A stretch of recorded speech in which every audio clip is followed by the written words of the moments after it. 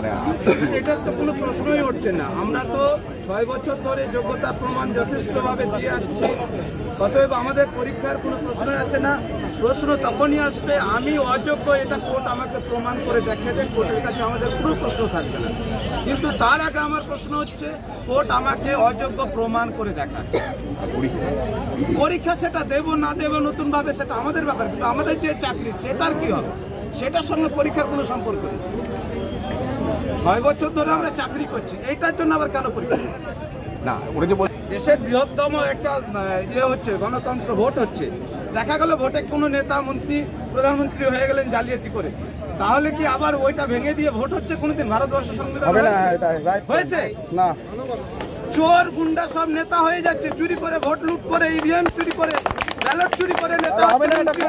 সেটা আপনারা প্রশ্ন তুলছেন। মিডিয়া যারা, আপনারাও একটা কিন্তু এর জন্য বিশাল বড় অপরাধী।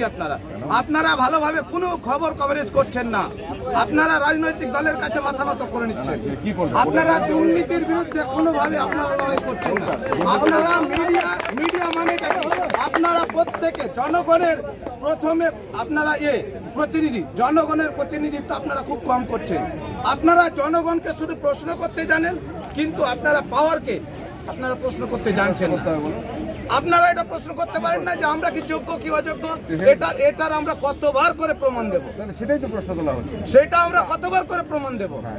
একজন হাইকোর্টের বিচারপতি উনি একটা রায় দিলেন, এবার সেটা যদি ডিভিশন বেঞ্চে বা হায়ার কোর্টে খারিজ হয়ে যায়, তাহলে উনার যোগ্যতার প্রমাণটা কে দেবে? উনি তাহলে টুকে পাস করেছেন।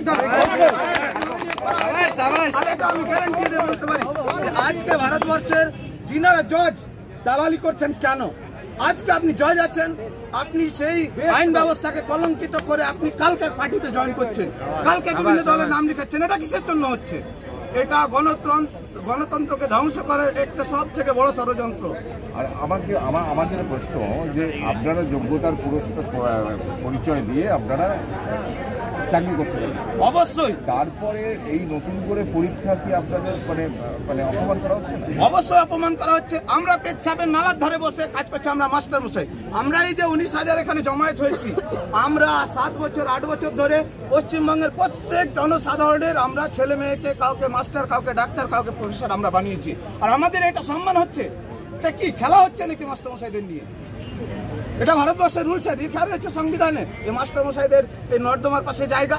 এই যে নতুনদের সঙ্গে আবার পরীক্ষায় বসাবার, কেন বসবো আমরা? কোনো প্রশ্নই ওঠে না। একটা মানুষ কবার জন্ম নিতে পারে? কবার জন্ম নেবে একটা সন্তান? একবারে বেশি জন্ম নিতে পারে না।